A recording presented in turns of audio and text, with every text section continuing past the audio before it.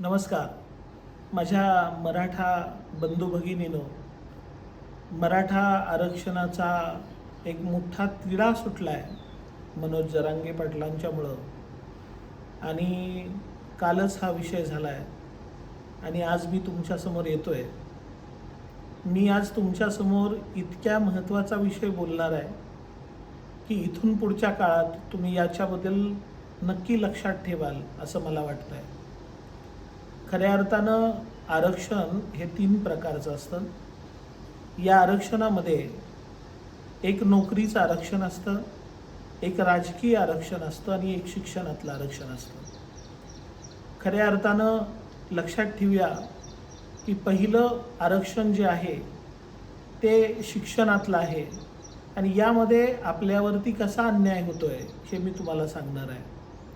तर पहिली गोष्ट, राजकीय आरक्षण यापेक्षा शिक्षणातल्या आरक्षणाची गरज मराठा समाजाला सगळ्यात जास्त आहे. पण सध्याच्या काळामध्ये या आरक्षणामध्ये कशा पद्धतीनं कामकाज केलं जातं याबद्दल मी थोडंसं तुम्हाला सांगतोय की बघा, एखादा शिक्षण संस्थापक यामध्ये जवळपास 95% पेक्षा जास्त हे संस्थापक हे ओपन कॅटेगरीतले आहेत. या 95%मध्ये खऱ्या अर्थानं जर एखाद्याचं जर इंजिनिअरिंग कॉलेज असेल, तुम्ही ही माहिती घेऊ शकता, हे बघू शकता काय परिस्थिती आहे खऱ्या अर्थानं.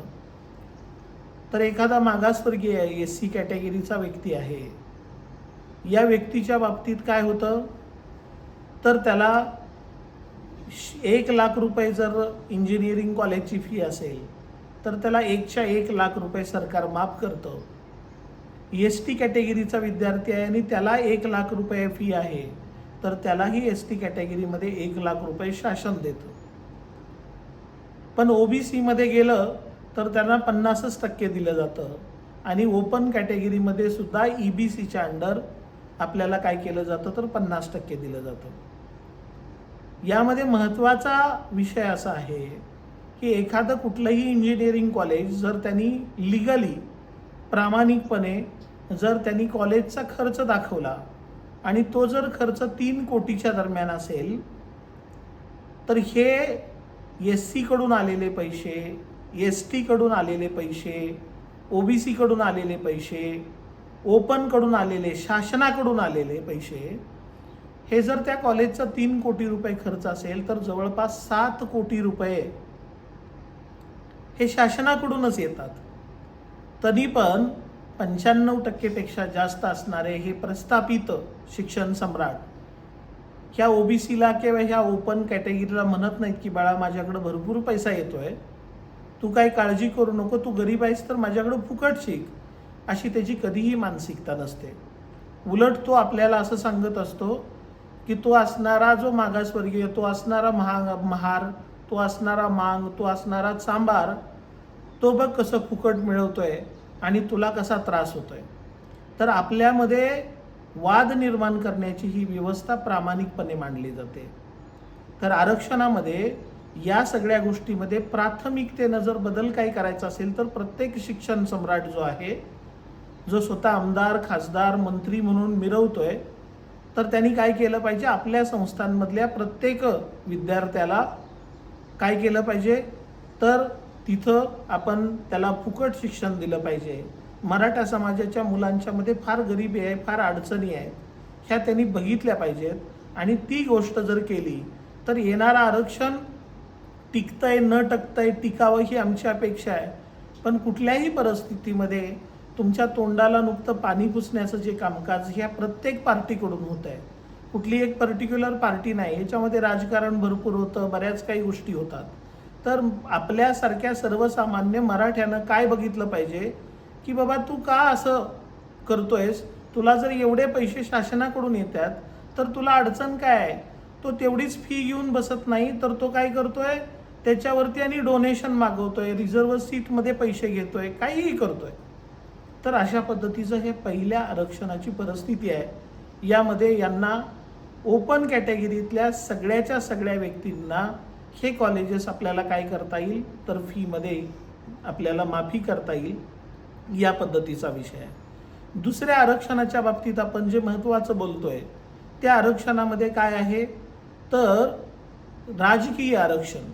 राजकीय आरक्षण काय झालेलं आहे तर पहिल्यापासूनच मराठा समाजामध्ये नेतृत्व हे मोठ्या प्रमाणात राहिलेलं आहे सामाजिक उंची असल्यामुळं.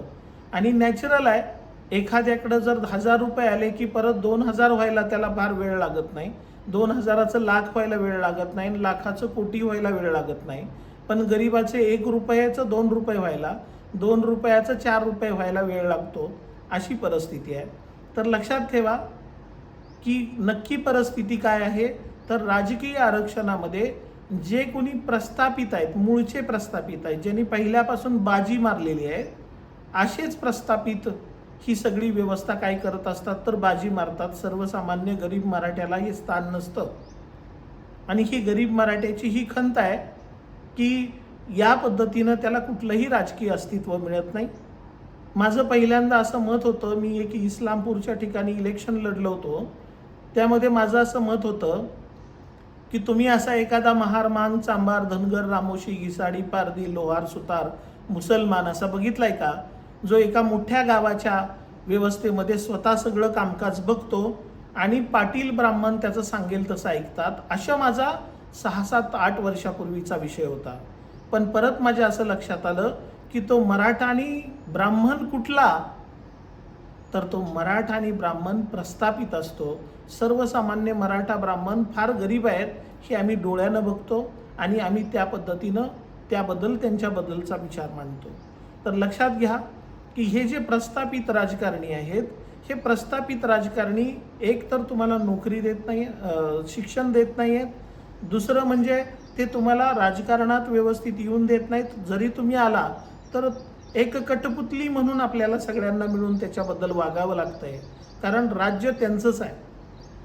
या देशामध्ये 10-20,000 5-50,000 लोक असे आहेत जे प्रस्थापित होऊन बसलेले आहेत. त्यामध्ये राजकीय व्यक्ती असतील, मोठमोठे व्यावसायिक व्यक्ती असतील, आणि ह्या व्यक्तींनीच सगळं ओढून घेतलेलं आहे. यामध्ये बाकीच्या राहिलेल्या जवळपास 140 कोटी जनतेमध्ये कुणीही असा चुकीचा नाही. लक्षात ठेवा, तिसरा आरक्षणाचा जो मुद्दा आहे तो महत्त्वाचा आहे, तो म्हणजे नोकरीतला. आपल्या सगळ्या मराठा बांधवांना 2च गोष्टी ज्या त्रासदायक ठरत आहेत ते शैक्षणिक आणि नोकरीतलं आरक्षण. पण लक्षात ठेवा, मी तुम्हाला एक आज इतकं महत्त्वाची गोष्ट तुमच्यासमोर मांडतोय की तुम्ही हे बघा, समजून घ्या, माहिती घ्या.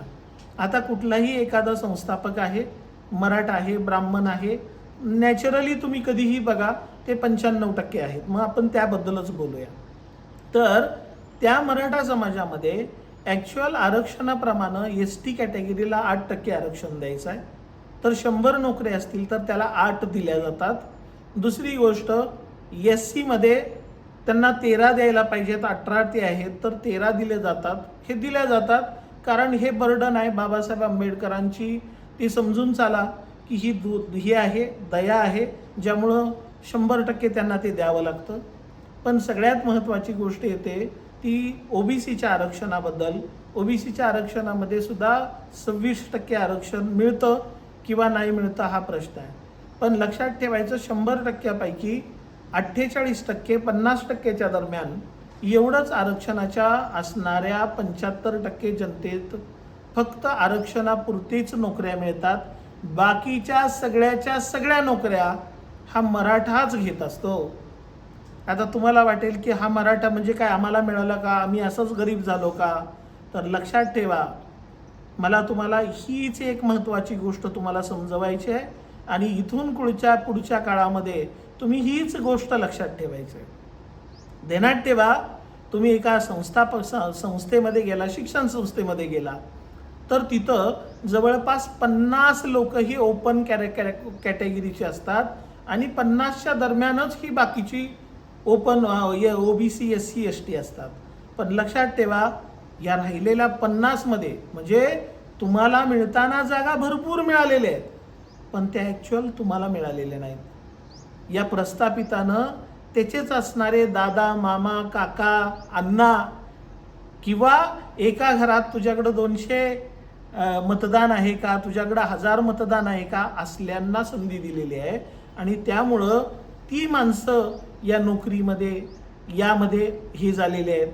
बाकी कुठलेही सर्वसामान्य मराठे त्यामध्ये या गोष्टी मिळवू शकत नाहीत, कारण आपलाच माणूस आपला घात करतोय, प्रस्थापित व्यक्ती.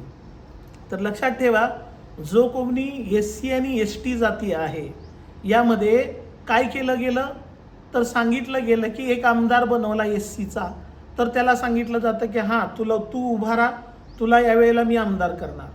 त्याचे 5 वर्षे होत आहेत न होत आहेत तोपर्यंत त्याला म्हणणार तू बस, आता दुसऱ्याला उभा करायचं, दुसरा बसवायचा, तिसऱ्याला उभा करायचं. झालं काय मित्र हो माहिती आहे, यामध्ये झालं की या SC आणि ST कॅटेगरीमध्ये, अगदी OBC कॅटेगरीमध्ये प्रस्थापित कुणीही बनू शकला नाही.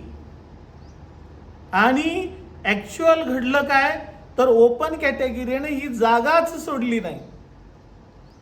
आमदार तोच होतोय, मंत्री तोच होतोय, खासदार तोच होतोय, त्याच्याच घरातली होत आहेत, पंचायत समितीचा सदस्य होतोय, जिल्हा परिषदेचा अध्यक्ष होतोय, गावचा सरपंच होतोय. हे एकच घर तुम्हाला प्रस्थापिताचं दिसेल की जे अख्ख्या महाराष्ट्राचं आणि देशाचं उदाहरण हे आहे. आणि हे एकच घर तुम्हाला सगळ्या जागा पटकवताना दिसतं. आणि परिणाम असा होतो की तुमच्यासारख्या सर्वसामान्य मराठा समाजाला तिथं स्थान मिळत नाही. थोडक्यात हा प्रस्थापित उलटी छत्री घेऊन उभा राहतो. म्हणजे काय तर उलट्या छत्रीमध्ये जेवढ्या योजना येतील, या उलट्या छत्रीमध्ये जेवढे काही नोकऱ्या येतील, तो स्वतःमध्ये गिळंकृत करतो, आपल्या पै पाहुण्यांना मित्रमंडळींनाच देतो, सर्वसामान्य गरिबाला तो देतच नाही.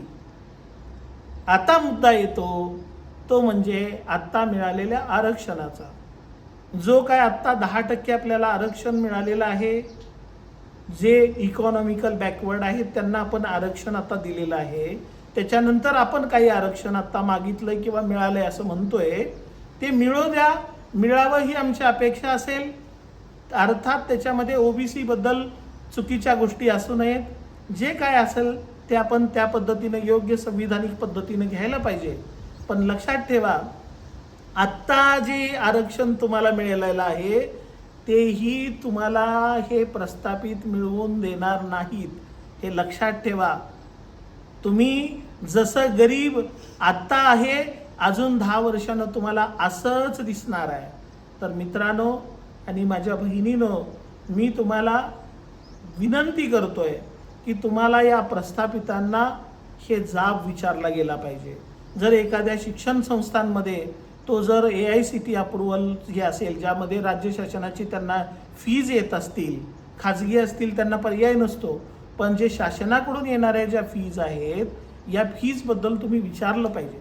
तुम्ही विचारलं पाहिजे की अरे त्या SCचं STचं सोडून द्या, या ओपन राहिलेला जो आता तुम्ही महिलांना, मुलींना सगळ्यांना फ्री केलं. मोजके 1100 कोटी रुपये खर्च करताय तुम्ही. राज्य शासनाला ती काही फार मोठी बाब नाही 3 लाख कोटीतून. पण जर तुम्ही मराठा समाजातल्या मुलांनाही 100% का देऊ शकत नाही, जसं SCला आणि STला मिळतं, काय असा फरक पडणार आहे? पण लक्षात ठेवा, त्यांना तुमच्यात आणि सर्वसामान्य SC STमध्ये भांडण लावायचं आहे, त्यांना वाद निर्माण करायचे आहेत. आणि हे सगळे वाद मित्रांनो लक्षात ठेवा, या देशामध्ये कुठलाही महारमांग मराठा ब्राह्मणाच्या विरोधात नाही आहे. कुठलाही मराठा ब्राह्मण या महारामांगाच्या विरोधात नाही आहे. कुठलाही हिंदू ह्या बौद्धाच्या विरोधात नाही आहे, ख्रिश्चनाच्या विरोधात नाही आणि मुसलमानाच्याही विरोधात नाही. आणि हे तिन्ही धर्म या मराठ्यांच्या किंवा हिंदूच्या विरोधात नाही आहेत. तुम्ही म्हणणार मग हे सगळं घडतंय का घडतंय? तर ह्या सगळ्याच्या सगळा या प्रस्थापितांचा खेळ आहे. आणि म्हणून माझी तुम्हाला विनंती आहे, माझं तुम्हाला सांगणं आहे की या प्रस्थापितांना आपण जाब विचारण्याची गरज आहे, तरच यातून तुम्ही पुढं जाणार आहात. यासाठी तुमच्यातले पुढं येऊन त्याच्यावरती काम करणं गरजेचं आहे. आणि त्यासाठी तुम्ही हे सगळ्याच्या सगळ्या गोष्टी 100% विचार घेतला पाहिजे आणि यामध्ये सोल्युशन काढण्याचा पर्याय तयार होऊ शकतो. अन्यथा तुम्ही किती लाख मराठे, 1 लाख मराठा असं जे काय आपण केलंय, हे आपल्या आपण रक्त सांडून ह्या सगळ्या गोष्टी मिळवलेल्या आहेत. पण ह्या सगळ्याच्या सगळ्या मिळवलेल्या गोष्टी हा गिळंकृत किंवा खाणारा जो राक्षस आहे तो फक्त आणि प्रस्थापित आहे. याच्यावरती इथून पुढं तुम्ही कसं वागायचं तुम्हीच ठरवा. नमस्कार.